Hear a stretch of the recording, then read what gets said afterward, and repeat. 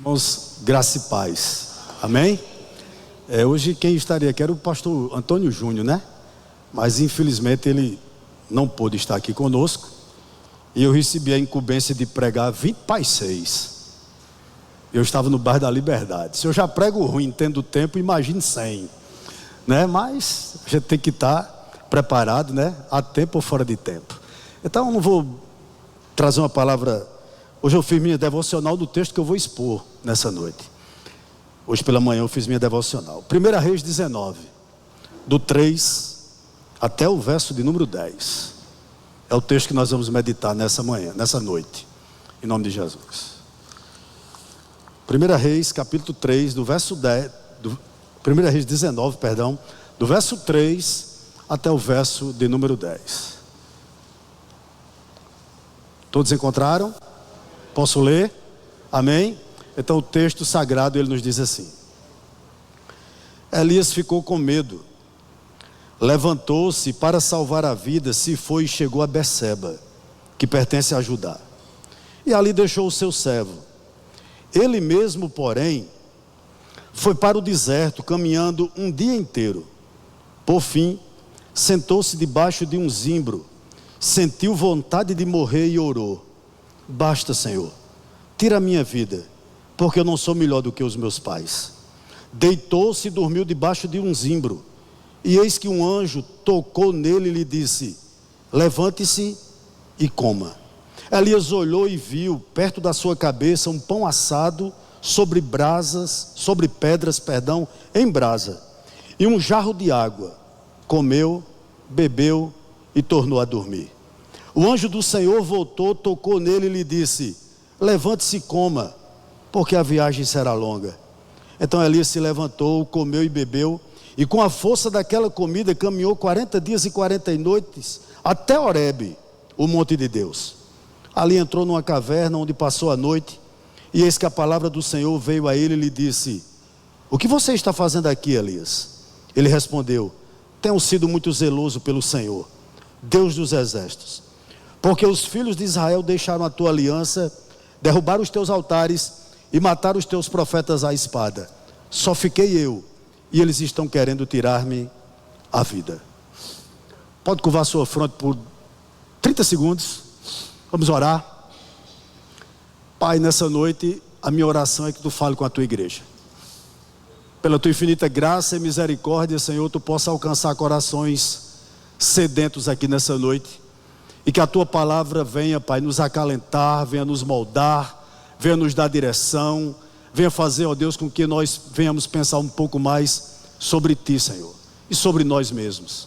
Essa é a nossa oração. Fala conosco, em nome do teu Filho amado Jesus Cristo, pois ele vive e reina para todo sempre. Amém. Meus amados irmãos, não importa o quanto você cresceu na graça, quão experientes somos em nossa vida espiritual, ou quão eminente seja a função ou posição que você esteja ocupando agora no trabalho do Senhor, não importa isso, quando o desânimo toma conta do nosso coração. Você pode ser talvez o crente mais consagrado que houver na face da terra, mas quando o desânimo toma conta do nosso coração, uma coisa acontece conosco: a loucura da nossa natureza que está em nosso coração, ela se expressa imediatamente e assume o controle e nos conduz a caminhos estúpidos. Aqui está Elias. No verso 3 nos é apresentado um homem desanimado. A Bíblia diz que Elias estava com medo, levantou-se para salvar a vida, se foi e chegou a Berseba, que pertence a Judá, e ali deixou, verso 3, e ali deixou o seu servo. Nós estamos aqui diante de um profeta, de um crente desanimado, e a primeira lição que eu tiro para a nossa vida no verso 3 é essa: que o desânimo, que a incredulidade nos afasta de pessoas que são vitais para a nossa vida cristã. Está aqui Elias, juntamente com um moço que esteve ao seu lado em dias tão difíceis, como foi aquela batalha no Carmelo. Ele estava com um moço, um jovem, que acreditou no ministério dele, que esteve ao lado dele nesse momento difícil lá no Carmelo. Ele foi seu mensageiro até Acabe. Foi ele que foi até Acabe dizer que iria chover. Foi esse moço aqui que caminhou com Elias de Jezreel até Beceba. Sabe quantos quilômetros dá? 140 quilômetros. Esse moço caminhou com Elias a pé, porque ele acreditava no ministério de Elias. Mas de repente o desânimo tomou o coração de Elias. Elias olha para aquele jovem e diz o seguinte: fique aqui, pois eu estou desistindo de tudo. Eu estou abrindo mão do meu ministério, eu estou abrindo mão daquilo que Deus tem na minha vida, mas há um detalhe: eu estou abrindo mão de você também. E eu fiquei pensando, meditando nesse texto, e tem um conselho a lhe dar aqui nessa noite. Cuidado, mas muito cuidado, para que seu péssimo testemunho, para que as tribulações na sua vida, para que o seu mau humor, muitas vezes, para que a sua língua descontrolada, para que a sua incredulidade não encha o seu coração, a ponto de você externar o seu desânimo e infeccionar pessoas que estão do seu lado. Veja que coisa triste. Portanto, eu lhe dou um conselho quando você estiver assim: alivie seu coração diante do Senhor e poupe pessoas que não têm nada a ver com o seu desânimo, que são vitais para a sua vida cristã, que têm lhe ajudado. Eu fiquei pensando, meus irmãos, como esse jovem ficou boquiaberto. Ele ficou sem entender nada, no mínimo, e dizendo: o que eu vou fazer da minha vida agora? Mas aí nós vamos caminhar um pouco mais no verso de número 4. Ele mesmo, isto é, Elias, porém foi para o deserto, caminhando um dia inteiro. Por fim, sentou-se debaixo de um zimbro, sentiu vontade de morrer e orou: basta, Senhor, tira a minha vida, porque eu não sou melhor do que os meus pais. Esse verso 4 aqui, nos é permitido ver outro efeito do desânimo, do medo, da incredulidade. Ele não só afasta de nós pessoas que são vitais para a nossa caminhada cristã, mas o desânimo, o medo, a incredulidade, ele produz na mente de um crente perturbação, agitação, de uma maneira tal que um espírito de inquietação começa a dominar a nossa alma. Que viagem estúpida! Alguém viajar um dia inteiro no meio de um deserto. Veja a falta de equilíbrio que toma a mente do profeta. Eu gostaria de fazer uma observação aqui nessa noite. Eu não estou dizendo que Elias não era crente. Eu não estou aqui afirmando que Elias perdeu a salvação em algum momento da vida dele e depois conseguiu reconquistá-la. Não é isso. Eu estou dizendo que todos sem exceção, todos nós aqui sem exceção, quando estamos motivados pelo desânimo, pela incredulidade, pelo medo, nós resolvemos andar sozinho. Quando a fé, quando a esperança não são mais exercidas na nossa vida. O nosso coração, a nossa situação, muitas vezes, não é melhor do que um não regenerado. Você conhece quando um crente está mal. Ele começa a evitar pessoas que são vitais para ele, na oração, na palavra, no aconselhamento. E aqui está Elias fazendo isso, com a mente confusa. Eu acho interessante que Elias escutou Deus quando Deus disse: vá para Querite, vá para Sarepta, vá até Acabe. Mas interessante que durante um dia inteiro, ele já não escutava mais Deus. E começou a trilhar o seu próprio caminho, procurando o quê? Procurando alívio, onde ele não podia encontrar, longe de Deus. E ele se aventurou por um deserto, um sol escaldante, possivelmente os pés cheios de bolhas de sangue, agora solitário. Por que ele fez isso? Porque a mente de Elias está confusa. Vou te dar outro conselho aqui nessa noite com base no verso 4. Cuidado, mas muito cuidado. Quando nós estamos assim confusos, nós não contemplamos mais, nem não nos contentamos mais com a vontade do Senhor. E vamos buscar outras porções fora da vontade de Deus. E essas outras porções que nós buscamos são os nossos desertos. São as rodas dos escarnecedores. São as atividades carnais. São aquelas coisas às quais Deus não chamou para que a gente faça, mas a nossa mente está confusa. Nós estamos desanimados. Nós não temos mais pessoas espirituais para nos aconselhar. Então, na realidade, nós temos os nossos planos. Os planos de Deus já não fazem mais parte da nossa vida. Está aqui Elias. Mas há uma coisa importante aqui no verso 4. Qual, pastor? Olhe para o verso 4 quando ele diz: basta, Senhor, tira a minha própria vida, porque eu não sou melhor do que meus pais. Deixa eu fazer um adendo aqui nessa ministração no verso 4. Elias não tira a própria vida. Mesmo perturbado, mesmo confuso, mesmo com a mente a mil, ele não entrega o poder da sua vida ao diabo. Ele pede para que Deus tire a própria vida dele. Por que isso? Porque ele está inconstante aqui. Ele está inconstante aqui. Muito cuidado com a incredulidade instalada no coração, pois ela traz inquietude, ela traz desequilíbrio, mas ela traz também contradições. O que é que eu estou querendo dizer aqui? Deus não atendeu a oração de Elias. Deus não tirou a vida de Elias. Por quê? Porque todos nós temos que esperar a hora marcada. Deus poupou a vida de Elias, mas embora Deus tenha feito isso, Elias está cansado. Elias está chateado dos conflitos. Ele está desapontado com o povo. Ele está desapontado com Deus. Ele está desapontado com ele mesmo. Que linguagem é essa, meu irmão? Você está vendo aqui um homem de Deus dizendo o seguinte: Senhor, eu estou com vontade de morrer.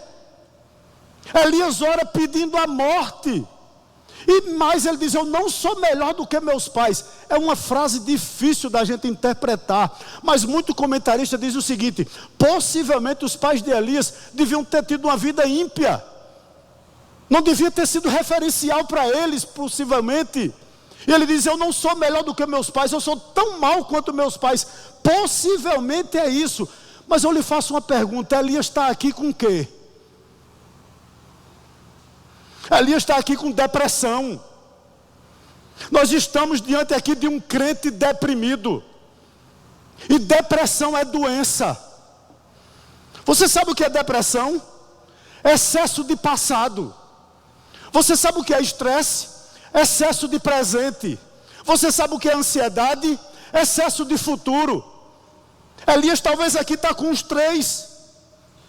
Isso me chamou muito a atenção. Por que ele ficou assim, meu irmão?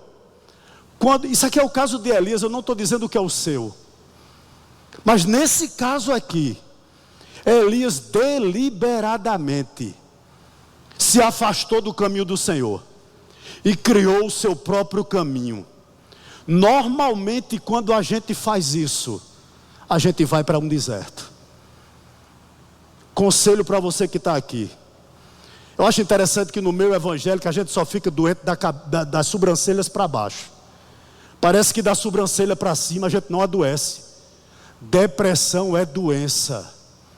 E tem de ser tratado com oração. E se for o caso, com médico. Você precisa buscar ajuda. Você precisa de oração. Você precisa endireitar seus caminhos.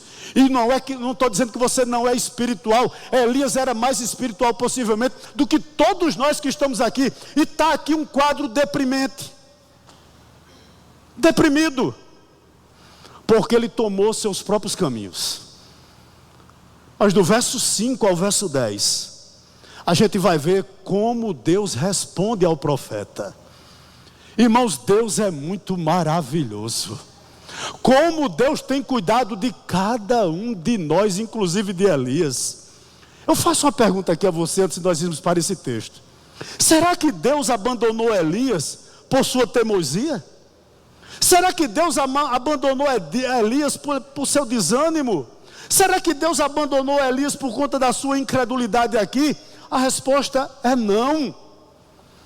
E o Salmo 103, verso 13 nos diz o seguinte: como um pai se compadece de seus filhos, assim o Senhor se compadece dos que o temem. Deus é compassivo para com você. Você não está só. Naquele deserto, Elias pensava que estava só, e eu vou provar a você que ele não estava. Deus estava cuidando dele mais do que nunca, porque é no momento de adversidade que Deus se mostra como nunca, como um pai para mim e para você. Louvado seja o nome do nosso Senhor. Interessante, muito interessante. A primeira coisa que Deus faz com Elias aqui, verso de número 5: deitou-se e dormiu debaixo de um zimbro.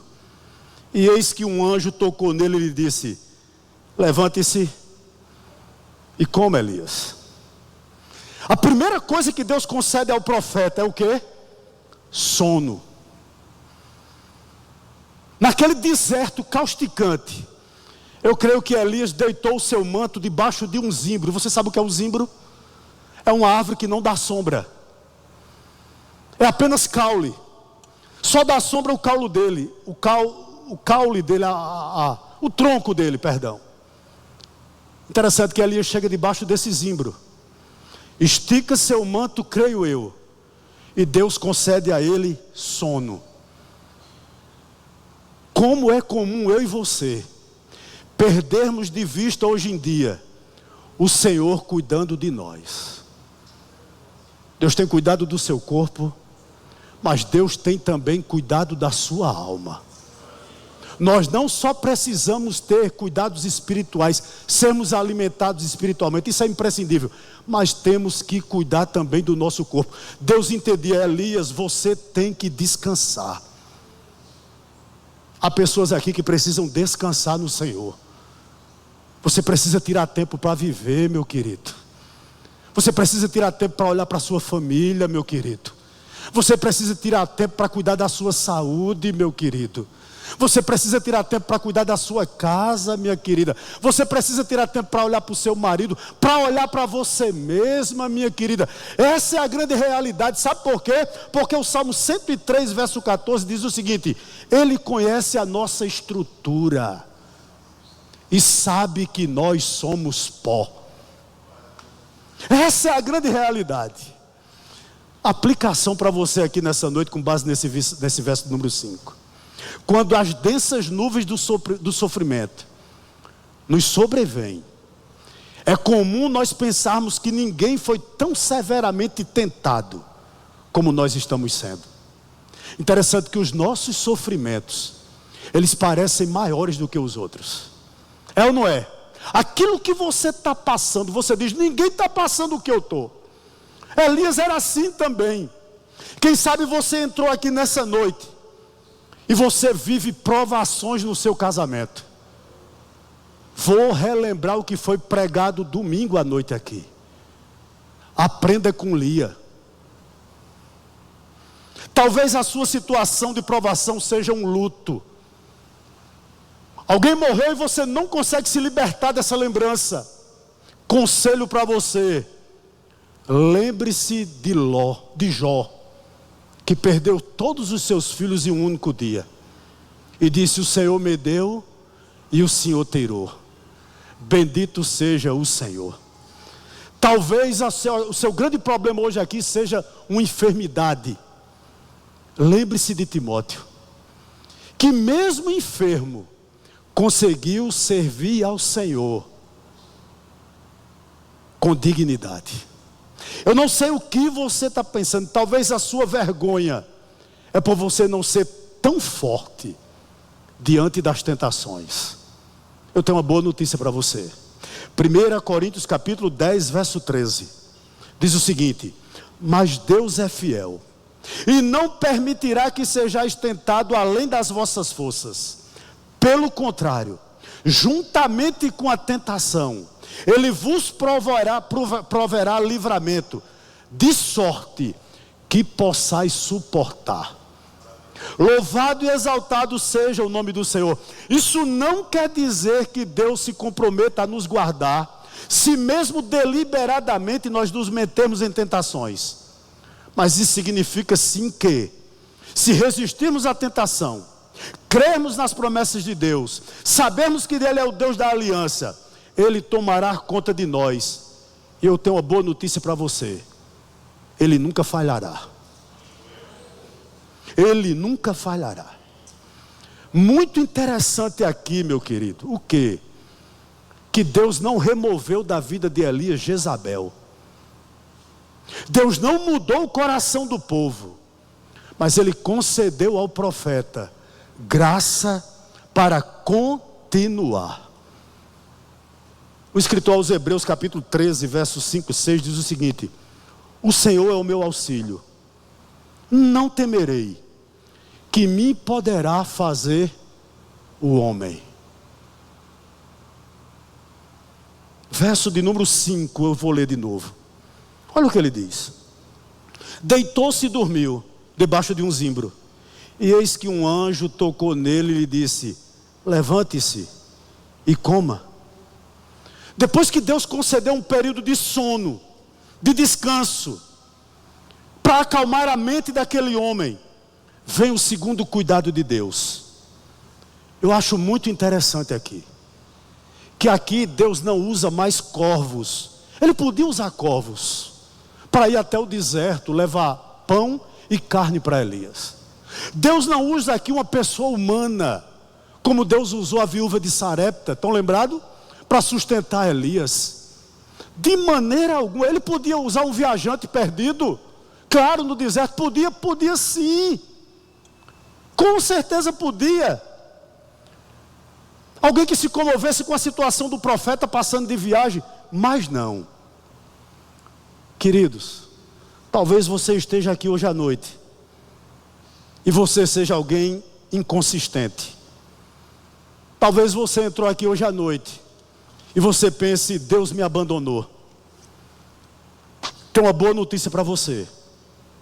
Você está esquecendo de uma coisa: que o Deus que você serve, Ele é o Deus de toda graça.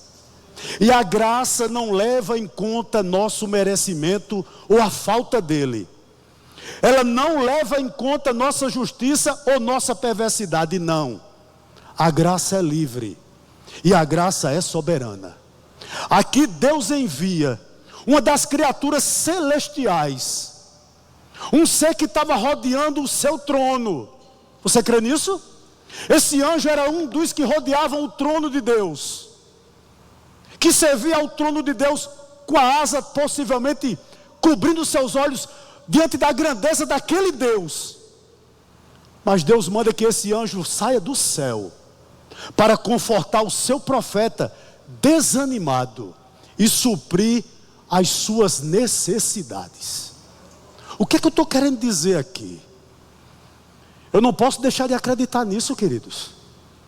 O escritor aos Hebreus capítulo 1, verso 14 diz o seguinte: não são todos eles aqui quem? Os santos anjos, os anjos eleitos, não são todos eles espíritos ministradores? Está na Bíblia, enviados para serviços a favor dos que vão herdar a salvação. Veja que coisa maravilhosa. Nós vivemos numa época cética, irmãos. Nós vivemos muitas vezes com pessoas incrédulas, materialistas. Mas aqui o que é que eu estou vendo? Eu sei perfeitamente o que eu vou dizer aqui a você, que esses seres hoje já não se manifestam da forma visível como no Antigo Testamento. Porém, contudo, todavia, entretanto, eu não creio nem por um momento que o ministério dos anjos são coisas do passado.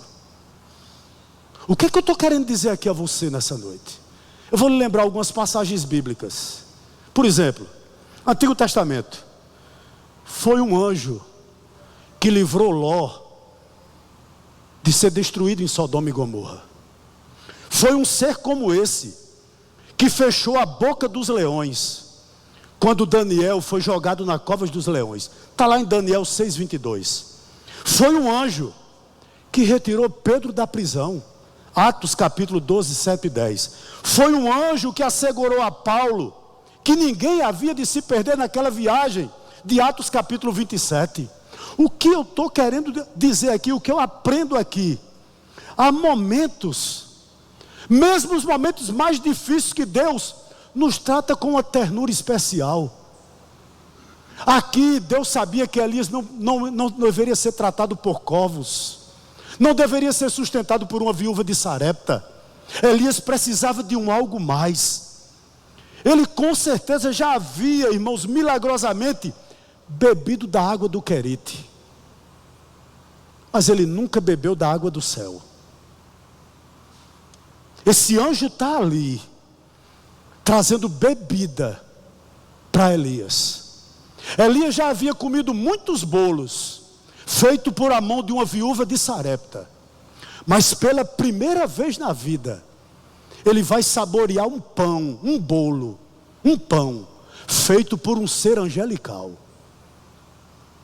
Ele fez aquele bolo, levou aquela água e disse: Elias, levanta-te, Elias, e come o que eu estou dizendo. Você poderia perguntar: mas pastor, será que Deus ainda faz isso conosco hoje? Meu irmão, todos os cultos, Deus tem alimentado essa igreja. É pão do céu ou não é? É pão do céu. Todos os cultos, nós chegamos aqui sedentos. Nós chegamos aqui dizendo: Deus, fala comigo. No louvor, Deus usou o irmão Yuri para mim. Aquieta-te. Aquieta-te. Eu ia pregar, uma notícia ruim recebi agora. Aquieta-te. Aquieta-te. É pão do céu, é água para os sedentos. Deus tem feito isso todo dia aqui nessa igreja, e a gente não tem visto, e a gente não tem se acordado. É exatamente isso que está acontecendo aqui com Elias. Há momentos, não é verdade, que Deus nos trata de forma especial. Você poderia perguntar: pastor, por quê? Primeiro, porque Deus enviou o anjo, uma forma especial, para tratar com o profeta aqui. Talvez Deus esteja tratando com você de uma forma especial nessa noite. Quem sabe domingo à noite ou domingo pela manhã. E você pergunta: para quê? Duas razões. Primeiro, para dizer a você que está aí decepcionado, para dizer a você aí que está inquieto, que você ainda é objeto do seu amor, e que Deus está aqui nessa noite para te conduzir ao arrependimento. Segundo, porque Deus estava tratando Elias de forma especial, e você também, porque situações adversas, condições impróprias, nunca foram obstáculos para o Todo-Poderoso. O que é que eu estou querendo dizer aqui? Deus ainda prepara mesa no deserto. Deus ainda prepara mesa no deserto. Vou lhe lembrar de uma coisa: o Deus de Elias não está morto. Ele ainda é o nosso Deus, e Ele está governando todas as coisas. Que maravilhoso! Mas eu gostaria de fazer um parênteses aqui nessa mensagem. Interessante que aqui é um ser tão exaltado, que estava a rodear o trono de Deus, né? E ele é incumbido de desempenhar uma tarefa tão simples. Deus chegou para aquele anjo e diz: deixa de me adorar aqui no meu trono, e vai até o deserto, lá debaixo de um zimbro, e prepara uma refeição para o meu servo. O que é que eu aprendo aqui, queridos? aquilo que muitos acham degradante, mas você tem feito para a glória de Deus, continue a fazer. Veja esse ser aqui, sair do trono de Deus para deixar de adorá-lo ali, para vir preparar uma refeição para um profeta caído, intranquilo, em desobediência, mas o anjo em obediência, ele veio. Não despreze nenhum trabalho, por mais servil que seja, se você o faz para a glória de Deus. Nenhuma atividade é indigna quando Deus é glorificado e alguém se beneficia. O que você tem feito? O que você tem feito? Mas querido, eu faço uma pergunta aqui a você com base no verso 5. Depois de tudo isso que aconteceu na vida dele, pão assado, água, um anjo toca nele e diz: levanta e acorda. Elias levantou e comeu. Eu lhe faço uma pergunta aqui com base no verso 5. Elias ficou deslumbrado? Elias se quebrantou? Ele se curvou em oração, como fez no Carmelo? A resposta é não. Sabe por quê? Quando nós trilhamos nossos próprios caminhos, a gente deixa de apreciar as misericórdias de Deus. O que me chama muito a atenção aqui é que, apesar de tudo que está acontecendo, Elias continua mal-humorado, Elias continua desanimado, Elias continua achando que Deus foi injusto com ele. Que coisa! Por que isso acontece, queridos? É uma coisa chamada incredulidade. Quando essa fica alojada no nosso coração. A incredulidade, irmãos, quando ela se instala na vida de um crente, ela tira o bom senso, ela tira de nós a nossa sensatez e nos leva, quanto mais para longe de Deus ela puder, ela vai fazer isso. Elias não está encantado com Deus coisa nenhuma. Olha o verso 6. Elias olhou e viu perto da sua cabeça um pão assado sobre pedras em brasa e um jarro de água. O que foi que ele fez? Comeu, bebeu e o quê? E tornou a dormir. Comeu, bebeu e tornou a dormir. Essa geração que está aí, esse verso aqui ele expressa de forma muito resumida o coração não regenerado. Eles comem, bebem, dormem e não conseguem mudar de vida, não tem nenhum cuidado ou agradecimento para com o que Deus está fazendo com ele. Mas deixa eu lhe dizer uma coisa aqui nessa noite. Esse não é o quadro, infelizmente, apenas dos que estão lá fora. Há muitas pessoas, irmãos, que se dizem cristãs, decaídas. Eu não estou dizendo que essas pessoas perderam a salvação, mas estão na igreja mal-humorados, às vezes ingratos com Deus. E quando nós nos comportamos assim, o nosso nível não é diferente do ímpio, é o mesmo. Por quê, irmãos?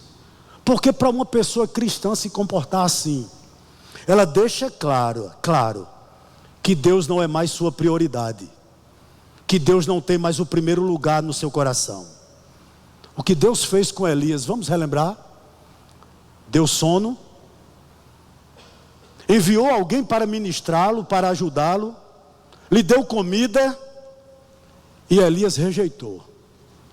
E mesmo assim, Deus não desistiu dele. Deus não desistiu dele. Posso lhe dizer algo aqui para a gente ir para o verso 7? Se Deus lhe trouxe aqui nessa noite, eu creio no meu coração que Deus não desistiu de você. Embora você tenha sido ingrato, brincado com Ele, não reconhecido o que Ele tem feito na sua vida, o sono que Ele lhe dá, a comida que Ele providencia, a igreja que você congrega, as ministrações que você tem ouvido, o seu pão de cada dia, mesmo você sendo ingrato, Deus ainda lhe trouxe hoje aqui, para falar o seu coração, e dizer que não desistiu de você. Verso de número 7, vamos para ele? Diz assim o texto sagrado: o anjo do Senhor voltou, tocou nele e lhe disse: levante-se e coma. Por quê? Porque a viagem será longa. Meus amados irmãos, Elias está fazendo caso da graça. E fazer caso da graça não é um pecado comum. Como muita gente brinca com a graça de Deus, irmãos. Deus fala ao nosso coração e parece que Deus não está falando. Deus ministra ao nosso coração e parece que não é com a gente. Nós estamos acabando nossa família com o nosso jeito carnal e parece que Deus não tem nada a ver com isso. Meu querido, Deus lhe trouxe aqui para dizer que muito mais importante do que seus sonhos é sua família. Seus sonhos são carnais. Seus sonhos são carnais. Possivelmente. E Deus não lhe quer assim.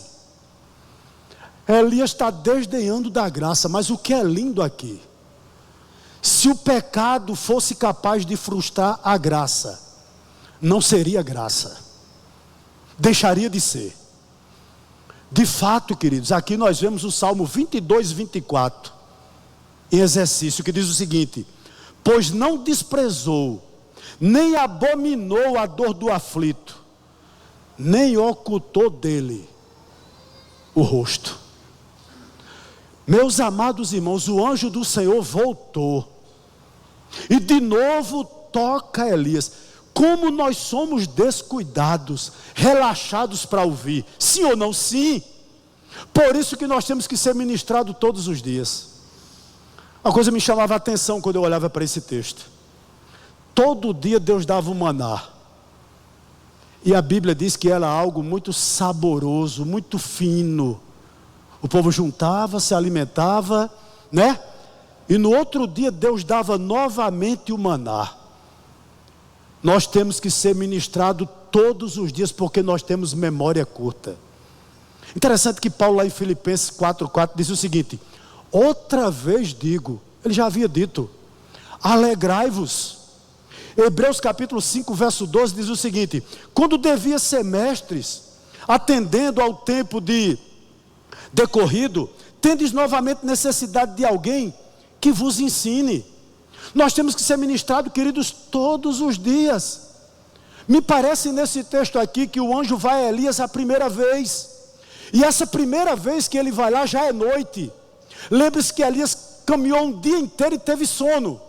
Estendeu o manto e dormiu. Mas na segunda vez que o anjo vai lá acordá-lo, é o quê? Já é dia. Deixa eu lhe dizer algo aqui. O que é que eu aprendo nessa passagem aqui? Durante toda aquela noite, diante da iminência de feras no deserto, diante da iminência de serpentes, daquela escuridão toda onde o profeta estava, a longa noite, aquele anjo passou possivelmente a noite inteira vigiando aquele profeta, para que ninguém tocasse naquele profeta, para que nenhuma fera do campo, do deserto melhor dizendo, matasse aquele profeta. Posso dizer algo aqui a você? O amor de Deus não muda nunca. Você ainda está vivo ou viva aqui pelo amor de Deus por você. Não muda jamais, não enfraquece jamais, e nada o impede. Uma noite toda Deus cuidando do profeta dele. Por quê? Porque o amor de Deus é infalível. Porque o amor de Deus vigia o crente. Mesmo na hora em que ele se sente só, a presença de Deus é real na vida dele. Bota isso na sua mente. Naquele dia mau, naquele dia que você diz assim: eu não deveria nem ter acordado, por que eu acordei? É exatamente nesse dia que Deus ainda está do teu lado.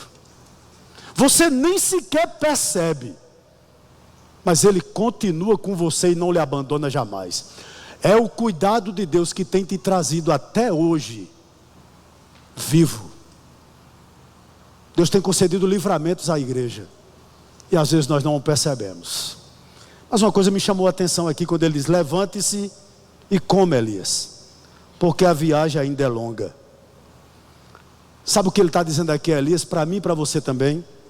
Que não apenas toda a trajetória da nossa vida, mas cada dia, como também o dia mau, vão apresentar a mim e a você exigências acima das nossas forças.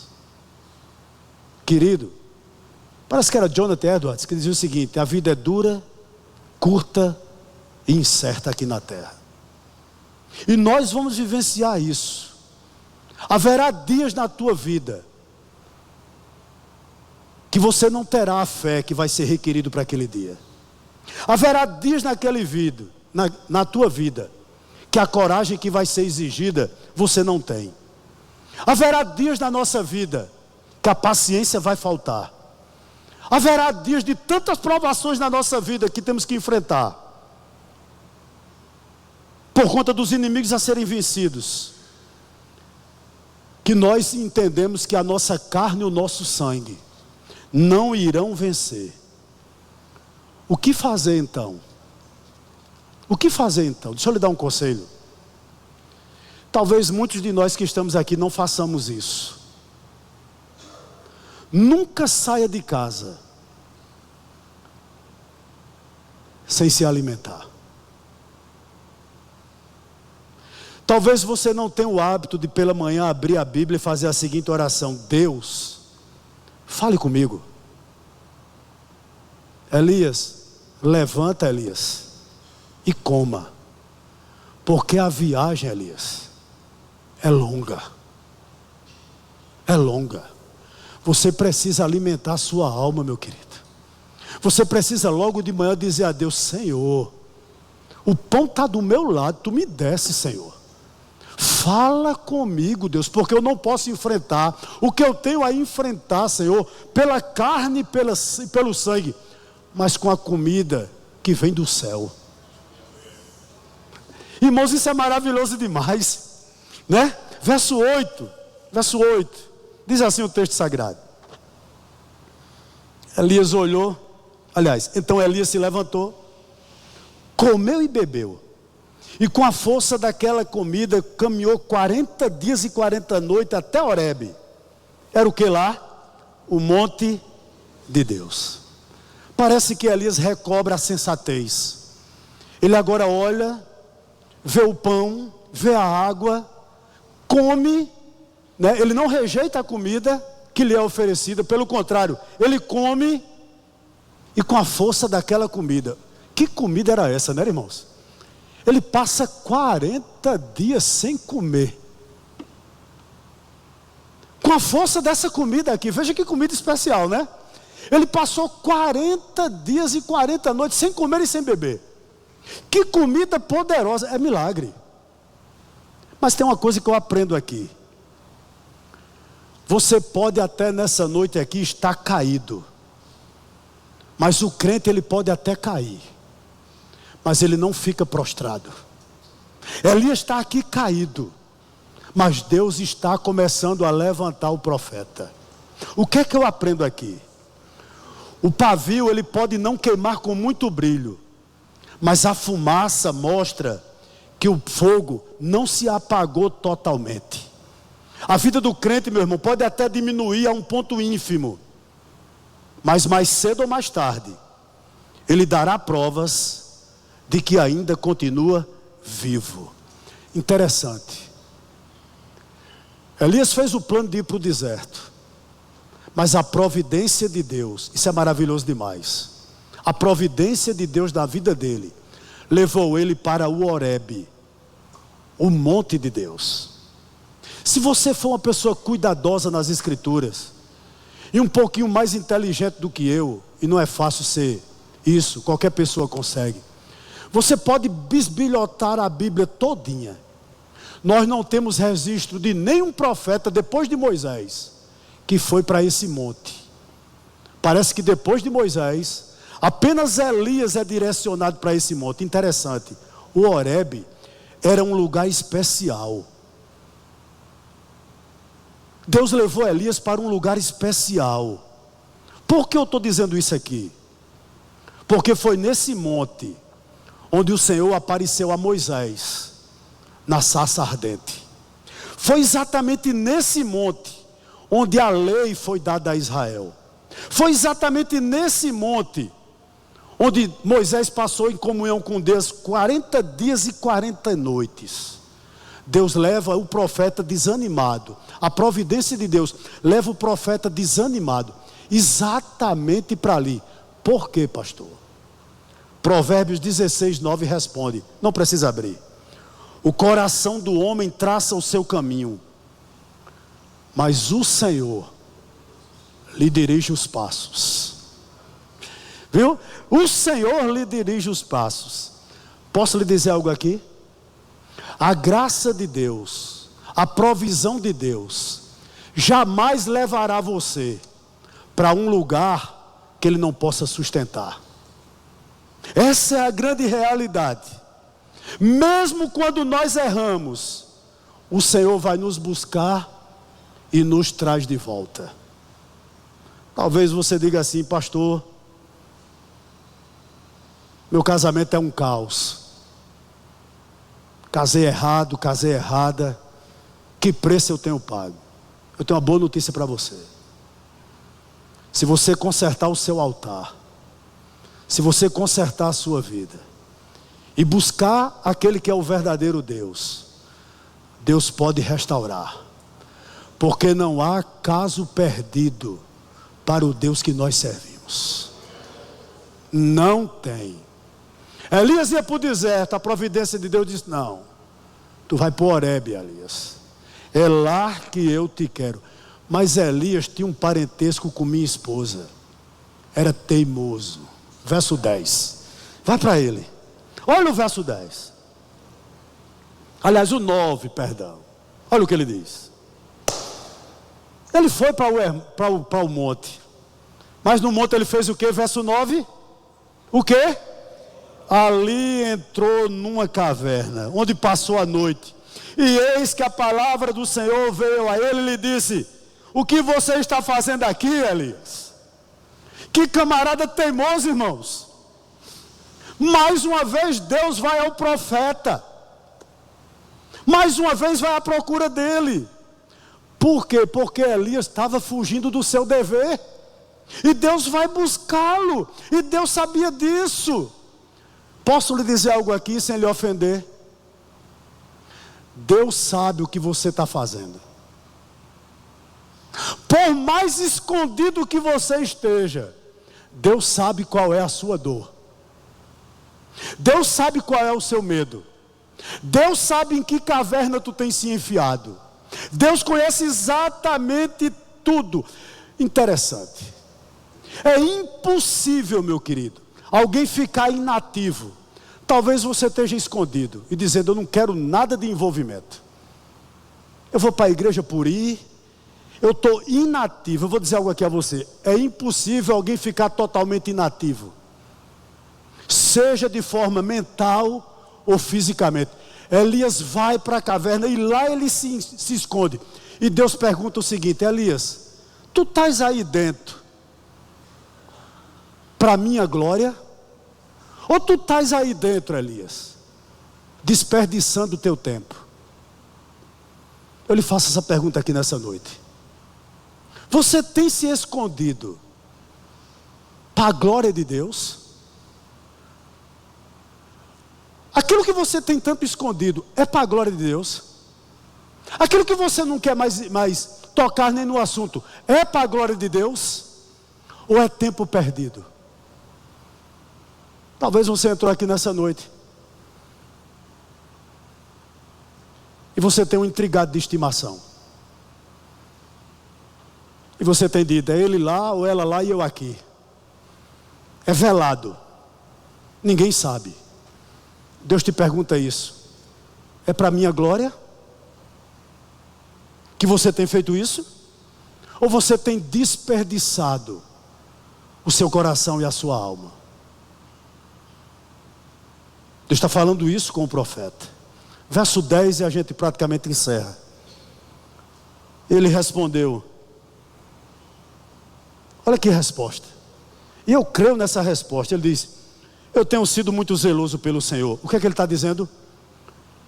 Deus, eu sou crente. E eu não tenho dúvida disso. Mas ele continua: tenho sido muito zeloso pelo Senhor, Deus dos exércitos, porque os filhos de Israel deixaram a tua aliança, derrubaram os teus altares e mataram os teus profetas à espada. Só fiquei eu, e eles estão querendo tirar-me a vida. Antes de eu expor esse verso 10, eu gostaria de dizer o seguinte para você, e guarde no seu coração. Nada é razão suficiente, vou repetir, nada é razão suficiente para você fugir da presença de Deus. Nada. Porém, eu me fiz uma pergunta quando eu olhei esse verso 10. Você crê que Elias tinha medo de morrer? Eu não acredito. Porque alguém que já tinha orado a Deus e dito ao Senhor: Senhor, responde com fogo e consome esse holocausto. Alguém que sabia que Deus respondia a oração dele, chegar debaixo de um zimbro, uma árvore seca, e dizer: Senhor, agora me mata, eu estou te pedindo, manda fogo, Senhor. Elias virava um churrasquinho. Elias não tinha medo de morrer não, irmão. Qual era o grande ponto aqui? Qual é o grande ponto aqui? Eu creio que ele não queria cair morto pelas mãos de Jezabel. Porque morrer pelas mãos de Jezabel, para ele era uma tragédia. Por isso que ele fugiu. Lembre-se que Sansão caiu no colo de Dalila. E para ele dizer: Senhor, meu ministério eu acabar por conta de uma ímpia, eu não vou permitir isso, eu vou me embora daqui.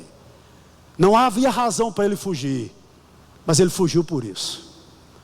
Posso lhe dizer algo aqui? Todos nós que estamos aqui, a coisa mais preciosa que nós temos é o nome. Se você sujá-lo, pense numa coisa difícil de você recuperar. Você talvez passe 20, 30, 40 anos tentando construir um caráter. E às vezes em um segundo, você o destrói. Elias fugiu para não cair nas mãos de Jezabel. Mas o que mais me impressiona aqui é a sinceridade do profeta. Meus irmãos, esse homem era um homem quebrantado por Deus, mesmo errando. Ele era alguém honesto.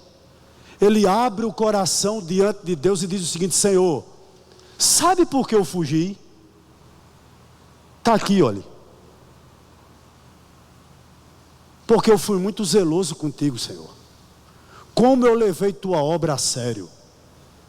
Eu não sei se você sabe, de cada 10 missionários que a gente envia para o campo, 7 voltam frustrados. Você sabia disso?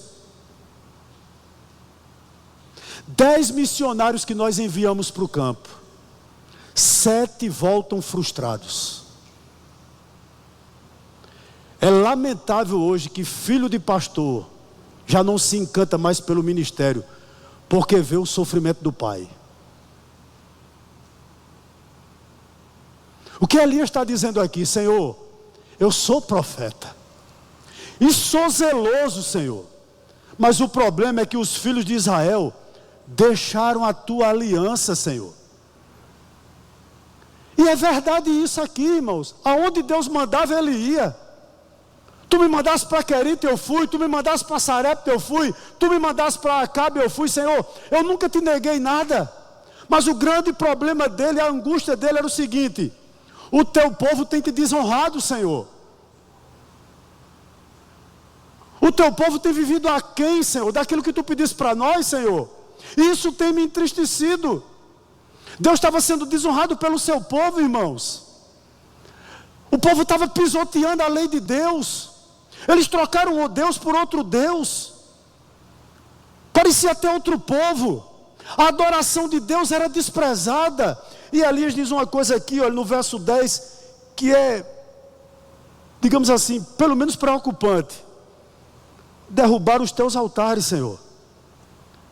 Mataram os teus profetas à espada. O que ele está dizendo? Senhor, o teu povo matou os profetas, Senhor. Meu querido irmão, parece que muitas vezes nós somos o único exército do mundo que matamos nossos próprios aliados. Elias está dizendo, Senhor, a minha decepção maior não é nem com Jezabel, que Jezabel é um coração de aço, mas a minha decepção, Senhor, é com o teu povo. E ele continua dizendo o seguinte, só fiquei eu, e eles estão querendo tirar a minha vida. Senhor, eles se aliaram com Jezabel. Eles se aliaram com Jezabel e estão querendo me matar, Senhor. O que ele está dizendo aqui? Eu não tenho mais força. Parece que todo o meu trabalho foi em vão. Parece que todo o meu trabalho foi à toa. Talvez você entrou aqui nessa noite pensando assim, Senhor, eu olho para a igreja, Senhor, não para a igreja do Metz, mas eu olho para outras igrejas, eu olho para pessoas que eu conheci há tanto tempo, já não caminha mais contigo. Meu querido, eu vi essa semana um pastor que foi um ícone, que era um referencial há 30 anos atrás. E olhando o vídeo daquela pessoa, eu digo, meu Deus, é essa pessoa. E a gente vê isso com tristeza. Como é que pode um homem que um dia olhou para ti, se encantou por ti, ensinando isso, Senhor, em rede social, como é que pode? Né? Era mais ou menos esse sentimento que estava aqui no coração do profeta. Talvez você entrou aqui decepcionado com alguma coisa. Eu tenho uma boa notícia para você e aqui eu termino, porque eu não tenho nem mais tempo. Vá para o verso 11 e 12 e a gente termina, não vou nem expô-lo todo, apenas fazer uma aplicação. Verso 11, Deus diz o seguinte, então foi-lhe dito, saia daí e fique diante do Senhor no monte. E eis que o Senhor estava passando, e um grande e forte vento fendia os montes e quebrava as rochas diante do Senhor, mas o Senhor não estava no vento. Depois do vento houve um terremoto, mas o Senhor não estava no terremoto. Depois do terremoto veio um fogo, mas o Senhor não estava no fogo. E depois do fogo veio um som de um suave sussurro. Quando Elias ouviu isso, cobriu o rosto com o manto e saindo pôs-se à entrada da caverna. E eis que veio uma voz e disse, o que você está fazendo aqui, Elias? Interessante que Deus aqui não estava no forte vento. Deus não estava, irmãos, no terremoto. Deus não estava no fogo, porque isso aqui tudo era simbolismo de juízo que Deus iria aplicar ao povo assírio. E também o que Deus ia fazer no ministério, não como juízo, mas no ministério de Eliseu, iria batizá-lo com fogo. Mas para aquele profeta desanimado, Deus falou com ele no som de um suave sussurro. Sabe por quê? Para nós ouvirmos o que Deus tem na nossa vida, nós não podemos ter ouvidos carnais, porque muitas vezes Deus tem falado conosco na brisa. E dito a Elias, como diz a você aqui nessa noite, a obra não acabou. O que eu tenho contigo ainda não parou. Deus ainda não colocou um ponto final na tua vida. Tu ainda estás numa vírgula. Deus ainda vai te usar. E se Deus quer te levantar como Elias, entenda, seu ministério não será em vão. Elias vai ver isso, que o que Deus tinha para fazer com ele não era em vão, que o trabalho dele não é em vão. Nada que você faz para o Senhor é em vão. Sempre tem frutos. Elias plantou, mas quem colheu foi Eliseu. Quem colheu foi Eliseu. É o que eu gostaria de dizer a você. Talvez você não veja nada agora, mas aquilo que você faz para Deus, para a glória de Deus, está frutificando. E Deus com certeza conta comigo e conta com você. Amém, queridos? Louvado seja o nome do Senhor nessa noite.